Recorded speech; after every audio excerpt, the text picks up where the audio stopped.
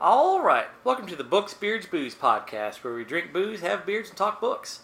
This is our weekly book battle episode where we talk about what we're reading and writing currently, as well as a debate topic, which this week is, what cover novel would you most like to read? I'm Bob of TalesbyBob. And I'm Derek from Charleston, South Carolina. Fun. So we always dive in first to talk about what we are reading, and writing this week. I am reading. Well, I finished A Monster Calls by I forget. But last week when I was doing my tiny free library setup, That's the one you picked up. That someone gave to they donated, and I was like, wow, I've heard about the story. I kind of want to read it. And it was like the illustrated edition, super cool. So I read half of it then on the spot, and then finished it today, and I just put it back in the suitcase so someone else could have it. It was really good, real touching. Honestly, I'd have been tempted to keep it, but it smelled like cigarette smoke. You're just not feeling it? I just wasn't feeling it. It was a gorgeous book. But so it's back. Come by Court Square next Thursday from 10 to 2. And there's got to be a way to get the smoke smell out. Probably, but I'm also just trying to live. Yeah, Just trying to get rid of books. But it was really good, real touching, quick read. Highly recommend it. I'm still working on. I haven't had a lot of time to do reading, so I think my Kindle said I'm like 73% done with Embassy Town by China Miéville. Shit's getting fucky. Shit's gone off the rails. It's a China Miéville novel. It had to happen. But it's real good. I would say it's my favorite thing of his that I've read so far. A lot of times his stuff just gets to a point where it's like just so out there and weird. Like, it's beautiful. Everything he writes is beautifully well written. But sometimes it's just like, I cannot wrap my mind around this. This is like hovering right on the cusp of like, is he about to lose me? And then he always pulls it back. Because China Miéville is a smarter man than me. So that's what I've been reading. Why do you keep saying that? I mean, China Miéville is a smarter man than me? Yeah. Because he's a smarter man than me. Most people are. Oh, savage. Savage. Anyways. Friendship over. Okay, as for me, I really have not read. I didn't read this week. I've been kind of sick pretty much all week, so I've been off. I have not been feeling great. So, haven't really read anything. I've just kind of been bumming. Didn't even... Yeah. Oh, I'm still doing the audiobook of Raya Revelations. Yeah. I mean, I listened to some of my audiobooks, the ones that I was listening to last week. Yeah. I haven't finished anything. I'm getting close to the end. Honestly, though, I'm a little fatigued with it. It's good. It's still really good. Yeah. I'm just kind of ready for it to get done. Yeah. Is where I'm at on it. As for what I've been writing, so I finished the first half of my first Howard Marsh novel. How I'm writing it is... Each novel is going to be comprised of 2 novellas, and so I finished the first draft of the first novella. And more importantly, I selected what the second half is going to be. We talk about this? We talked about how I was having a problem with what the second half was going to be. What did you decide? Fuck it, I just got to make it work. The half I was talking about, I was like, well, I want to do it like this. I want to use this one, but I can't because of this reason. I'm just going to have to make it work. Yeah. It's the only one that fits in that slot. Like, I have all these amazing ideas. Are you sure? Is there? Yeah. If I looked at it, I'm pretty sure. We'll talk about it Sunday. Right. But I'm positive this is the only one that can really fit there. Challenge accepted. But yeah, so that is what I have been writing. I have been writing my book idea, and I am almost done with the first chapter. Come up with a name for it yet? Book B. No, I have no idea. I honestly haven't even thought about it. But I'm further in this than I've ever been in anything, which is not saying almost anything. But I'm almost finished the first chapter. Yeah. And the chapter is over 3,000 words, something like that. I like it. So that's what I've been working on. I'm not satisfied with it, but of course I'll have to do rewrites, so I'm not worried about it. Yeah, that's fair. All right. So this week's commercial is Heaven Hill Distilleries is America's largest independent, family-owned and operated producer and marketer of distilled spirits. Producers of such fine liquors as Evan Williams, Elijah Craig, and Larceny, they are best loved on Book Spirits Booze for their Heaven Hill brand whiskey. Mix it with Coke and drink responsibly, and drink away your worries. I mean, I like both Elijah Craig and Larceny more than I like Heaven Hill. Well, you're entitled to your opinion, even when it's wrong. How would you know if it's wrong or not? I'm a smarter man than you.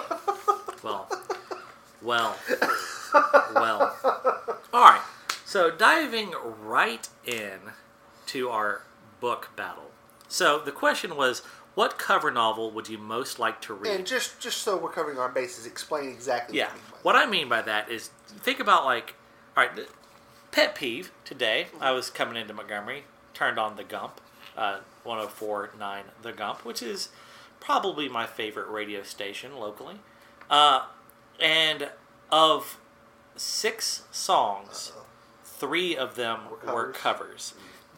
One was Weezer covered Africa, Toto's Africa. Yeah. Okay, fine. I love Toto's Africa. Not to be that hipster guy, but I love that song before it became cool to love that song. I've been a fucking Toto fanboy for a while. I'm aware. But finally listened to the Weezer version, and is it okay? Never heard it. It's okay. Biggest problem is the 90% of that song does not sound really any different from the original. Mm-hmm. I like it. I typically like if you're going to do it, change it. Yeah, change up a little bit. Yeah. But a little bit of the emotion was lacking in some parts, but in other parts they nailed the emotion. So 7 of 10. Uh-huh. Then I heard the fucking Sound of Silence cover by Disturbed. Was it Disturbed? Yeah, I fucking hate that cover. It's fantastic. Fucking hate that cover. It's I'm a Simon Garfunkel fucking fanboy. I really like the original too. I ain't about it. His voice is exceptional, and I like the way they presented it. Look, I was a I'm not gonna say diehard Disturbed fan in high school. Yeah, it's not better. I don't care for it. Okay, you're allowed to be wrong, like we said. And then the last one was, I was unaware of this, but a band apparently called Bad Wolf or something like that covered Cranberry song.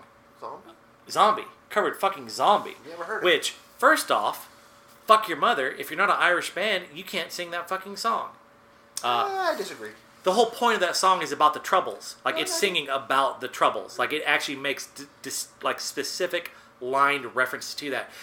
And the whole thing, they change. It's since 1918, they're talking about the Irish Revolution, stuff like that. Mm-hmm. This fuck ass band changed it to since 2018. No, motherfucker. It's a specific. God damn it! This pisses me the fuck off. God, I hate when shit. Fucking. So I wouldn't hate that cover. Anyway, I wouldn't mind someone singing a cover of that song, but you don't change it like that. Well, you can change it. When you have to be Irish. But you have to sing it the way when that one band covered. How did this turn into a? Because we talk about cover songs. Okay. No, but when that one band covered Bad Company, yeah, I know what you're talking about. when they covered that song. Five Finger Death Punch. Yeah, when they covered it. They changed Did they really? Shotgun Blast or something they changed one line in there. But that's not. Yeah, but it didn't change the meaning of. It didn't change the meaning of the song. They didn't just erase fucking 100 years of Irish fucking history. We've got a fucking twats. All right. Anyway, so the point is, if bands cover songs. Now imagine if a author covered a book. So they write the same book, but write it in their style. And that you're gonna hate my answer that I just came up with. Okay, I put a little bit of thought into this. I've put thought into it, but my whole thing was since I didn't again been sick, haven't been in the right headspace, so I'm kind of coming up with this stuff as I go. I got a bunch of answers. So good. I wanted to talk about a lot of them. I didn't want to have one idea. Yeah. So you're gonna hate me when I say this. Okay. But it's a legitimate reason, and I would like to pitch it to you. Okay. I want to read Robert Jordan's Black Company. Because I like the Black Company story, but I didn't feel like a lot of the characters had Like, I knew who they were, but I wanted them to be, like, really definitive. And, you know what? Actually, I take that back. I was about to say, I almost just hit you. I mean, I only take it back because pretty much the story's only from one person's perspective. It is, but... If let me make a case. If it had been a traditional, like, multiple narration point of view... Multiple viewpoints. Yeah. I would have wanted to do that because despite not liking a lot of pretty much any of the characters in Robert Jordan's books, he does a really good job of making sure that they think and think very differently. Like, they are very... like, Perrin, anytime he's thinking of anything, like, it comes back to thinking about nature, thinking about... Yeah. You see, here's why Jordan would be the exact wrong person to write that. Uh-huh. It's because the Black Company series is not written anything like that. Yeah. It's... These books are... The idea behind it is each one is written by the analyst. Like, as the analyst changes throughout the series... Hey, Patrick Rothfuss. I want to get done with the series, Derek. I would want to be able to read the end. But no, like, so the deal, like, people don't like typically people really like the first 3 books of the Black Company. They don't like the later ones. Well, the difference is the analyst changes. Like, Croker's the analyst for, like, the first one. But, like, as the analyst changes, he actually changes the writing style. And, like, they're all unreliable narrators to a degree. Like, they all kind of pick and choose what they cover and whatnot. So you don't get an individual character's motivations. You get their motivations filtered through somebody else kind of deal. Yeah, so that's why I immediately took it back. I was like, that doesn't fit right. But I didn't want to mess with you by taking, like, the author you dislike the most. So here's how I'm going to fuck with you. Okay, go ahead. Lay it on me. King Killer. Uh-huh. Hemingway. Why would you do that?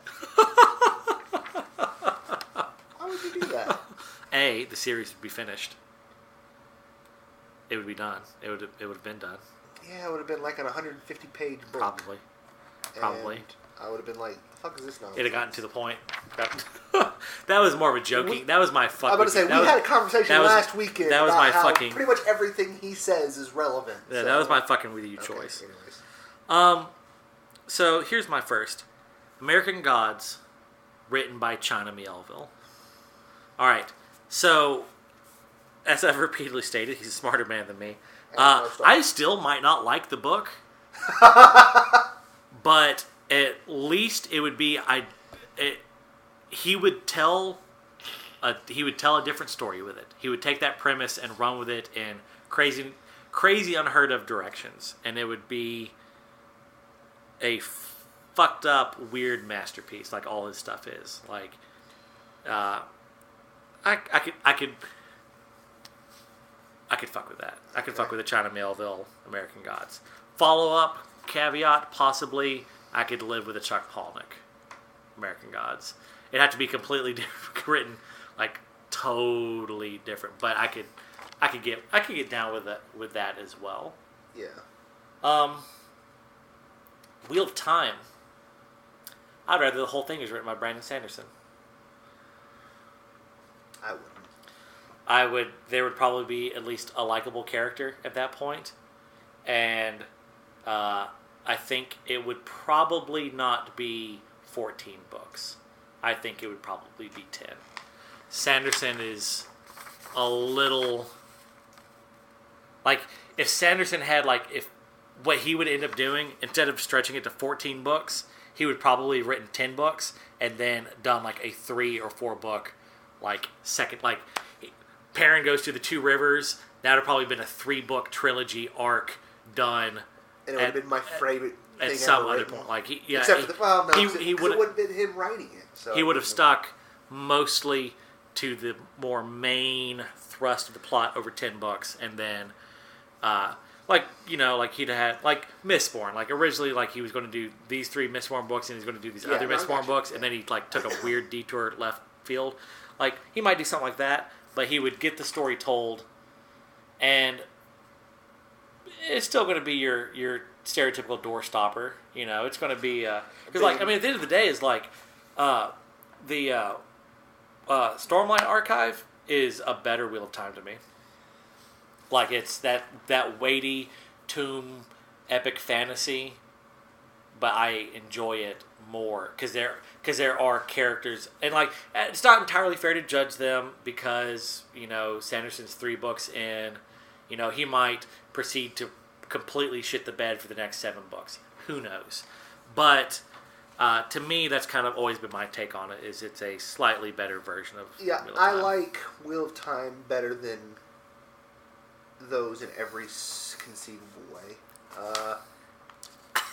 Except, so here's where I come at this idea from. Is I'm thinking of like books that I like. Yeah. And then I think of the weak point, and then I think of an author who is strong at that weak point. Okay. So, for example, almost the exact opposite. So I would Jordan's weak point was writing. No. So you'd pick literally anyone? No, but I was going to reverse it because his strong point is his actual prose. Yeah. So I want to read his Mistborn because that world is so dark. And stuff like that. I don't want. That's the problem with that. Is that fucking world was so dark and depressing. I don't want to read more about how dark and depressing that world is. I don't want a better job of describing it. That's fair. You know what? That's fair. But my whole thing is I'm not saying he wouldn't do a better job. I just don't want him to. I just like his writing style better. So I like to think of stories and like, what story do I think was a good story? The characters were interesting enough to me, so I don't need any of those things to change that much. But I would like them to have been written in a more mentally pleasing fashion. Yeah. And then I would say I want my favorite 2 authors, which are Robert Jordan and Patrick Rothfuss. I would have liked to have read them write one of those. But then I have to think of it like... Would you want Rothfuss to write Wheel of Time and Jordan to write Kingkiller? No. Ooh, hold on. No, because, you know what, it goes into a thing that I don't want to talk about because it touches on politics. Okay. But, no, I would not like to read either one of those. Okay. That's fair. Maybe Robert Jordan's Kingkiller, maybe. I would probably beat myself in the face with a brick before reading Robert Jordan's Kingkiller, but I would read Rothfuss Wheel of Time. I would definitely. I mean, but it's $10 though. We'd be waiting on book 7 when we were 2,000 years old. So. All right. So and he'd still be like, "But guys, it's already written. It's right. already written. It's already done. I'm just, rewriting." Oh God. So here are. This isn't going to mean fuck all to you, but hopefully some of our listeners will. All right. The Garrett P.I. series and the Vlad Talto series. Mm-hmm. All right. Garrett P.I. is written by Glenn Cook, and it's a fantasy detective novel, or series of novels. The Vlad Taltos is kind of the inverse. He's a fantasy crime boss, but they both end up being a lot of like mystery type, like solving the mystery kind of deal. I would like to see a Garrett P.I. story written by Stephen Brust and a Vlad Talto story written by Glenn Cook. Like, I want them to switch and write a book of the others. Because I love both series, and I think that would just be neat. So here's one to dive in on. Who would you get to write Malazan? Robert Jordan. It'd be probably better. I don't know, because here's the thing. If Robert Jordan tried to write those books, they'd be 30 books long. Like, here's the thing. I don't necessarily agree. Because when things started going sidetracked was when his health got really poor. Like, that's when things started going, like, really... I mean, Brandon Sanderson is productive, but he can't sit down and finish 20 books. I mean, he can. I mean, he could. He probably would. But yeah, but that's all I'm saying is, like, when his health went sideways was around, like, if I'm remembering correctly, it was around book 7 or something, which is where things started going awry. Yeah. So it's not like he had planned for it to go long, but his like, health... Well, here's my take on it. Is like, if you look at Wheel of Time, functionally, that's like just major essential plot points. I mean, really and truly, it would have been a shit book, but you could have told it in one book. Really. I mean, now he does take side plot line, but like you could have like the main arc of just Rand is a farm boy to I don't know what happens in book 14 because I haven't read book 14 because I stopped at 10. But like whatever happens in book 4, you'd had to cut some stuff, but like that plot you could have told in one very weighty book. Now I'm not saying you should, but I'm saying you could. I honestly don't think you could tell Malazan in one book. Because there's not a super coherent storyline. So without there's a Wheel of Time has a pretty coherent storyline. Like you know, like what the direction everything is heading in, and it still took 14 books to tell. All right, Malazan goes like different continents, all this crazy wicked wild stuff. He took him 14 books with the same cast of characters. Like Erickson introduces an entirely new set of characters every other book, basically, and then starts bringing them all together. Like, I'm not saying Jordan wouldn't do a better job writing it than Erickson. I'm not saying that at all. Because I already hate most of the characters anyway. So all Jordan would do is make a few more characters I hate. But it would take him more books to do it. Just I don't think he could rein himself in. Like, I just don't think he could. I'm not concerned with that. I'm concerned with it being better, and it would be better. It would never be done. I didn't say it would be. I just said that it would be better. I'll give him this. Erickson finished. Technically. The more I read about it, the more I realize that really you should be reading the Esselmont books along with it. Esselmont fills in gaps. Like, it's basically taken 2 authors to write this fucking series. And apparently people like convoluted, over-exaggerated stuff, so let's just make a story, Bob. All right. Right. Hey. All right, so Malazan. I struggled with this one. I thought. I toyed with Robin Hobb. But Robin Hobb, granted, I've only read The Assassin's Apprentice, I haven't read the rest of it, but she doesn't have the scope. Sanderson, maybe.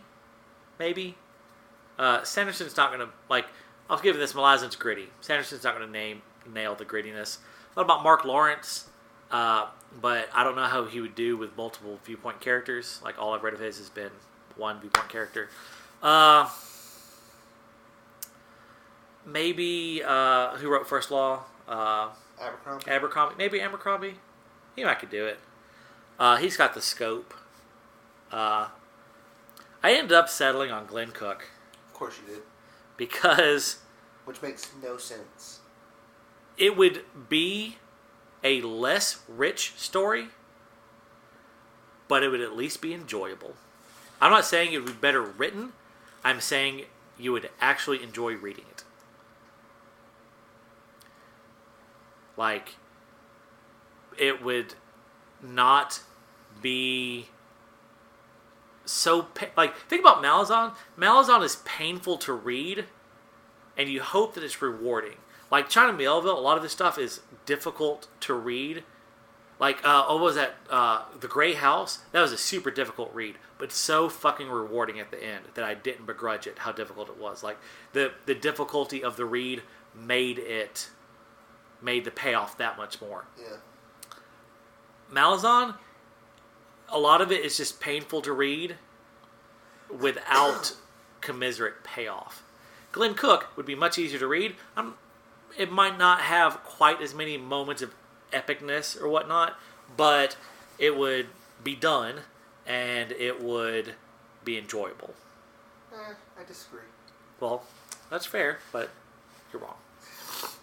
And you're comfortable with his competence with the scale of that story? Because I don't see. Well, here's the thing. I don't know with his ability to scale with it compared to some of these other people. Well, because he writes novels in a bunch of different worlds. Like, he's got the Garrett P.I. series. He's got the Instrumentalities of Night series. He's got the Dread Empire series. He's got the Black Company series. He's got a bunch of other, like, I think, standalone stuff. Like, while nothing of his I've ever read, like, grandly jumps around the world. Like, you could argue Black Company does in that they basically travel from Europe to India. But that's gradual over books. He is at least experienced, he's experienced in writing different worlds. Whereas, like, Rothfuss doesn't or hasn't, Mark Lawrence really hasn't. I think everything's been set in his Broken Empire world, stuff like that. But so he can show that he can write different locations, and if it would, because really and truly, like, to a point, Malazan, like, those first 5 books are like 2 are one series, 2 is one series, the 5th is another series kind of deal. And like, they eventually all start getting drugged together. But at first, you're kind of writing standalone series. And he can do that. And then start bringing all the pieces together. I think he could do it. They'd be shorter.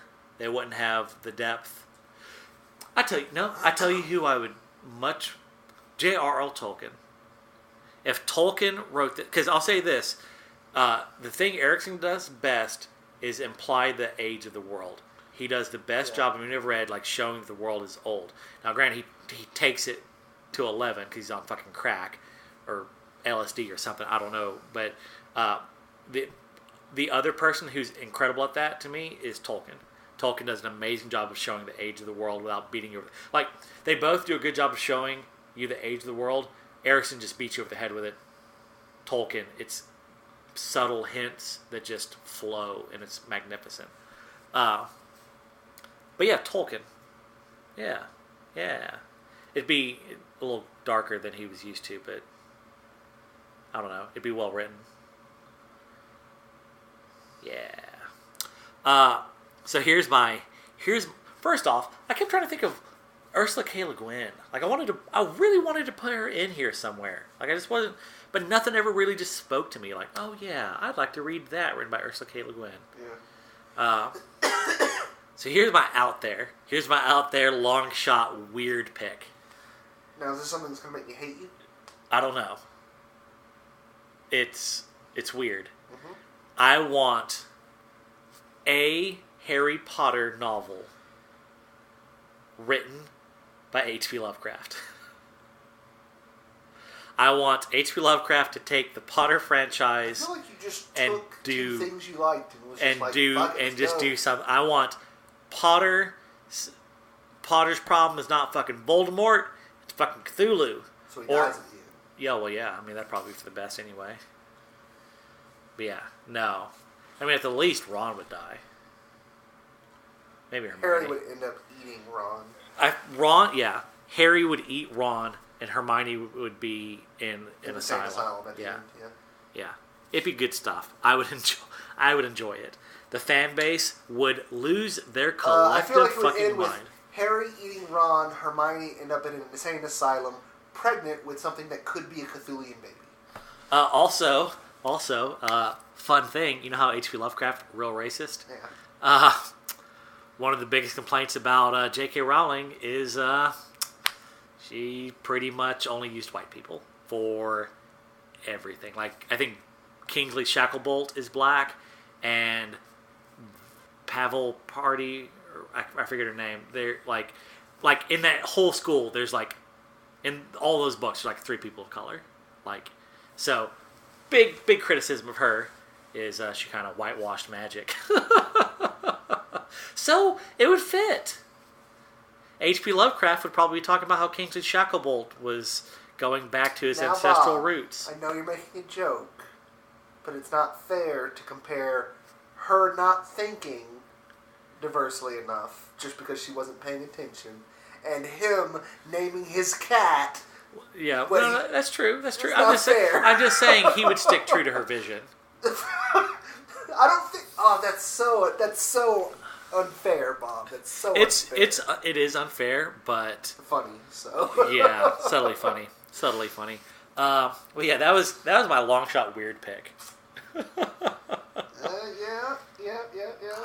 I got to thinking maybe Assassin Trilogy by Mark Lawrence could be cool. I also thought other Robin Hobb stuff by Ursula K. Le Guin, maybe. I would like to read Live Ship by... No, the Farseer trilogy, Assassin's Apprentice and all that, by Rothfuss. Yeah. I'd really that'd be cool. like that. Yeah. Because that's another first person.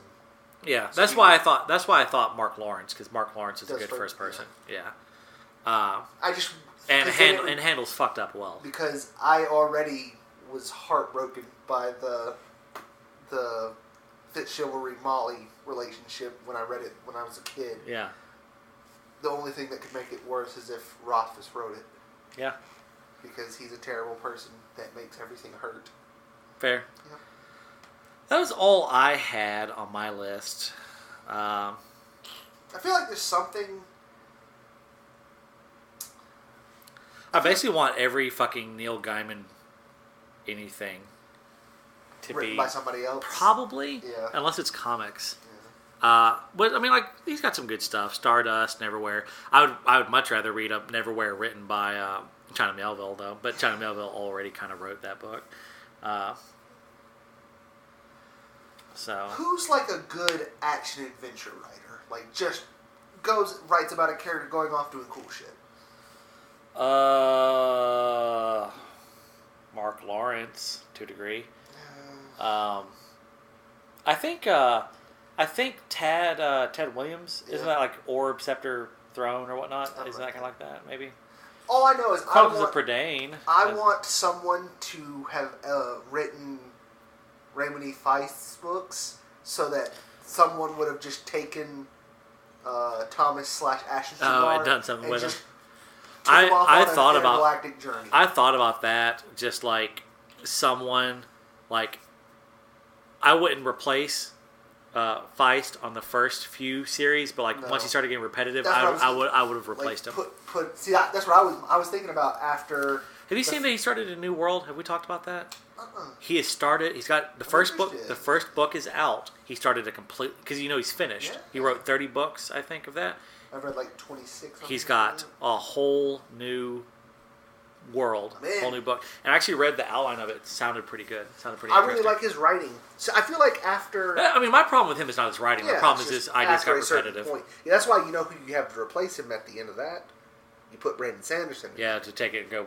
I saw a lot of answers I saw because I got this question offline. Yeah. A lot of questions I saw was like basically like, it would either be like I would like to see Sanderson take this to see what he does with the magic, or like an interesting thing I saw was they wanted Clive Barker to write a Cosmere story just because they wanted to see what wiki wild fucking magic Clive Barker would come up with in a Sanderson setting. So I was with that. Yeah, like I said, I think it's interesting to just kind of think of like the stories I like, think of the weak point, and then find an author that strengthens that weak point. That's kind of where I was coming at.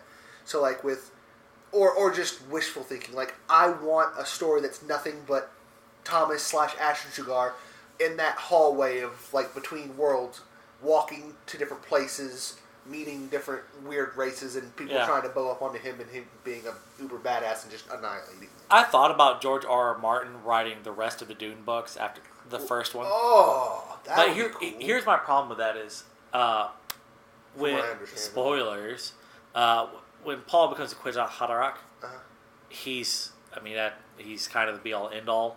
Like he eventually dies and whatever. But the first book so amazing. Second book good. 3, 4, 5, 6 meh. Didn't really like them. I was really young though. Maybe I need to give them a reread. But I did not enjoy them, and that seems pretty consistent across the board. But like. Yeah. Just the noble houses, the infeuding, the different organizations, the infeuding, stuff like that. I think Martin could have done good with that. Yeah. What'd be great, since we're like at this point, at this point, give up all hope of Martin's never going to finish. So he should move on to a new thing. He should just move on to a new thing, and he should start writing. Like they should like turn Dune into a series, but just ignore every book but the first one and have George R.R. Martin write the plot diary for it. So here's what it is. George R.R. Martin writes Deathstalker. Ooh. And I'm in. I'm super in on that. Yeah. Super in on that. Yeah. I can fuck with that. You know, Deathstalker's good. Samurai Green, it's good. He's got better stuff. His Hawk and Fisher stuff, real good. I just love the setting. Yeah. And like the idea of it is really good. Yeah. But then some of the places some parts it kind of, but yeah. No. You know me. I only read like the first 3 or something like that. Yeah. I just once it got to like the Toyland. Yeah, that was a weird interlude. Yeah, that was the one I couldn't get behind. But like everything else was super interesting. Yeah. And I really Noble Houses, Squabbling. I'm all about it. Mm-hmm. And the Espers and like I know we've had this conversation, but how everything is like the most badass thing in the world, and then you see all these things start coming together, and you're like, I don't know which one of the most badass things in the world is going to win. Yeah. The Investigator or Hadman. I don't know. Yeah. I want to see it. Yeah. It's like, that was my favorite thing. It was like books that were Momentum or Role Players Room. Yeah. It was just like, everyone is the most badass champion of their world, and then we just throw them together. We should do a bonus episode on Role Players Room. I'm 100% okay with that. We should do it. All right, well, let's wrap this up. We had some viewer mail, but I forgot to look it up. But it was actually for the last episode, and I forgot. But Superfan Tanya didn't really dig on the last story, so that was our viewer mail. Which one was the last story? A Flawless Silence. Oh, this one. This right. story. Yeah. All right. So she was kind of right there with us. Yeah, she was right there with us. All right. So again, if you haven't heard, we got 1 week after this before we take a 2-week break to massage this podcast. So we want to hear what you like, what you don't like, what topics you've enjoyed, what direction you'd like to see us head. Like, should we just go sci-fi, fantasy? You know, should that be our focus? Should we keep it generalized? Is the short read tall glass? We need to go to bi-weekly? You know, whatever. No idea is a bad idea until I say it is. And let's all be fair with Bob. He's not a very smart man. God damn it. All right. But yeah, hit us up at booksbeardsbooze@gmail.com or anything TalesbyBob. You can message me there and I will get it. As you attack this week, I challenge you to go forth and grow a great beard.